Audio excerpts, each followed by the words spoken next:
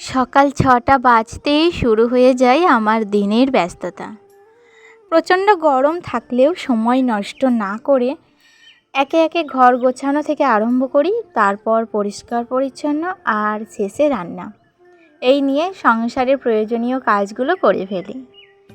আসলে সত্যি কথা বলতে কি জানো তো, আমি বিশ্বাস করি দিনের শুরুটা যদি সুন্দর ও গোছানো হয় তাহলে সারা দিন মনও ভালো থাকে। আজ আমি তোমাদের সাথে শেয়ার করব কিভাবে আমি এনার্জি ও মোটিভেশন দুটোই একসাথে ধরে রেখে সংসারের সব কাজ সময়ের মধ্যে শেষ করার চেষ্টা করি। ভিডিওটি ভালো লাগলে লাইক, কমেন্ট, সাবস্ক্রাইব করতে ভুলবে না।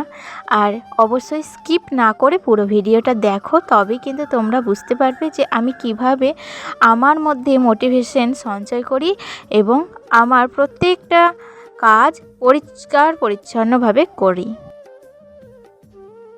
জানো তো বন্ধুরা, অনেকেই আমাকে জিজ্ঞাসা করেন আমি এত কাজের মধ্যেও কিভাবে মোটিভেটেড থাকি।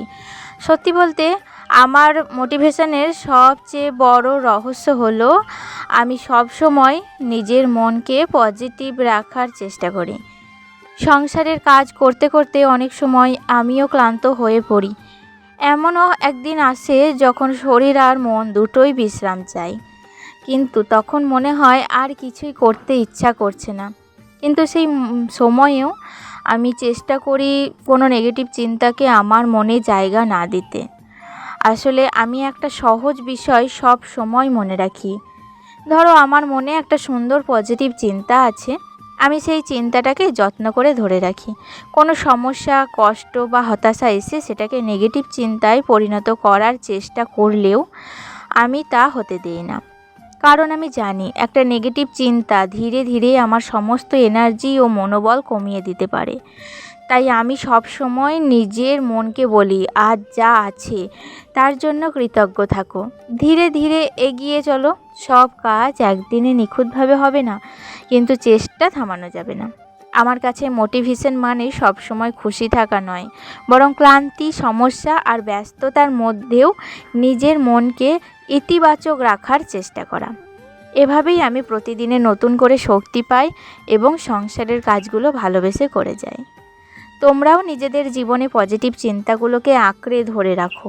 বিশ্বাস করো, ছোট ছোট ভালো চিন্তাই একদিন বড় শক্তিতে পরিণত হয়। যে পজিটিভ চিন্তা জীবনের পথকে সহজ না করলেও পথ চলার শক্তিটা অনেকটা বাড়িয়ে দেয়। আজকে হয়তো তোমরা দেখেই বুঝতে পারছো আমি ভিডিওটা কিন্তু আজকে সকাল থেকে শুরু করিনি বন্ধুরা। সকাল থেকে সংসারের কাজের চাপ এতটাই পরিমাণে বেশি ছিল, সকাল থেকে ক্যামেরা অন করার কিন্তু কোনো রকম সুযোগ পাইনি। তার জন্যই আমি কিন্তু একদম দুপুর থেকে আমার ভিডিওটি শুরু করেছি। আর যখন আমি ভিডিওটা শুরু করছি তখন কিন্তু আমার রান্নাবান্না সব কমপ্লিট হয়ে গেছিলো, চানও কমপ্লিট হয়ে গেছে, এমনকি ছেলেকে খাওয়ানো সমস্তটা কমপ্লিট করে নিয়েছিলাম। আর যখন ক্যামেরাটা অন করি তখন ঘড়িতে বাজে দুপুর 3:30 মতো। তো তখন থেকেই ক্যামেরাটা অন করে আজকের ব্লগটা শুরু করেছি।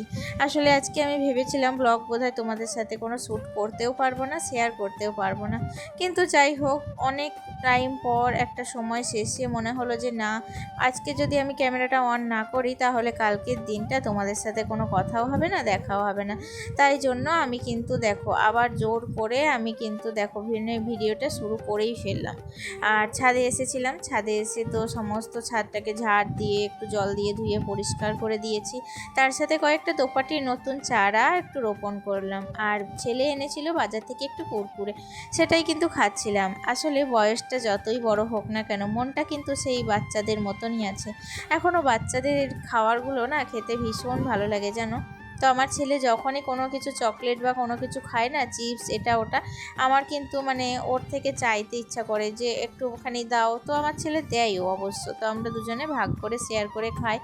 তো তারপরে দেখো বিকেলবেলায় একটু হাঁটাহাঁটি করলাম ছাদের মধ্যে, বেশ ভালোই লাগছিলো ঘোরাঘুরি করতে, একটু হাওয়াও দিচ্ছিলো, বেশ হাওয়ার মধ্যে বেশ ভালো লাগছিলো। আমি আর ছেলে একদম দেখো সন্ধেবেলায় নিচে নেমে এসেছি। তারপর প্রত্যেকটা সংসারে যেটা হয়ে থাকে, সন্ধে দেওয়ার মাধ্যমে আমি আমার সংসারের মঙ্গল কামনায় ঠাকুরের কাছে একটুখানি প্রার্থনা, যাতে আমার সংসার ভালো থাকে এবং আমার ছেলে আমার সন্তানের যাতে মঙ্গল কামনা হয়, আমার স্বামী আমার সন্তান সবাই যেন ভালো থাকে, সুখে থাকে। তো এরকমই একটা প্রার্থনা করে দেখো সন্ধ্যা প্রদীপ জ্বালিয়ে দিলাম।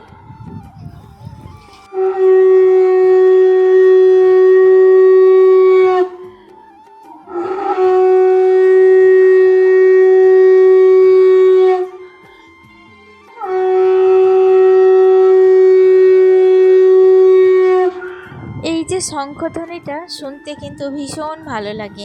একদম ঠাকুর ঘরে এলে মনটা কিন্তু অতি শান্ত হয়ে যায়, সমস্ত ভাবনা চিন্তা কোথায় যেন হারিয়ে যায়, মনে হয় ঠাকুরের কাছে সবটা ঝেড়ে ফেলে দিয়ে যেন নিশ্চিন্ত হতে পারলাম।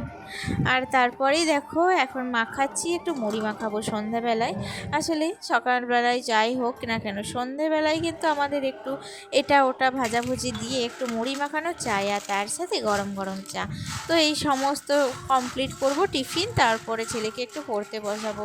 আর কাল থেকে স্কুল খুলছে, তো তাই জন্য একটু আজকে পড়ার চাপ আছে। আর ওকে পড়ানোর পর ঘুম পাড়াবো, তারপর সংসারের বাকি যা সমস্ত কাজ আছে, রাতে খাবার করা থেকে আরম্ভ করে একদম শোয়া অবধি চলবে আমার ডিউটি। যাই হোক, সবটা তো তোমাদের সাথে শেয়ার করা সম্ভব হয় না। আসলে কি বলো তো, প্রত্যেকটা সংসারে একটার পর একটা কাজ লেগেই থাকে, কাজের কোনো হিসাব থাকে না। আর প্রত্যেকটা কাজও ক্যামেরাবন্দি করা হয়ে ওঠে না, সেটা সব সময় শেয়ার করাও হয় না। তাই যতটুকু পারছি ততটুকুই তোমাদের সাথে শেয়ার করছি। আসলে আমার এমনই একটা অভ্যাস হয়ে গেছে, প্রত্যেক দিন যদি একটুখানি ভিডিও না করি, না তোমাদের সাথে কোনো কথা বলি, তাহলে কিন্তু আমার মনটা একদম ভালো লাগে না। আমার সারা দিন কাজ করি, খাই দাই, সবই ঠিক আছে, কিন্তু মনে হয় কোথাও গিয়ে যেন কিছু একটা মিসিং আছে। তাই জন্য কিন্তু আমার এত কষ্ট করা বা এত কষ্ট সহ্য করেও কিন্তু ভিডিওটা করা শুধুমাত্র তোমাদের জন্য। চলো তাহলে বন্ধুরা, আজকের মতো ভিডিওটি একটু ছোট্টই থাকলো। দেখা হচ্ছে নেক্সট ব্লগে। ভালো থেকো, সুস্থ থেকো, আজকে আসি, টাটা।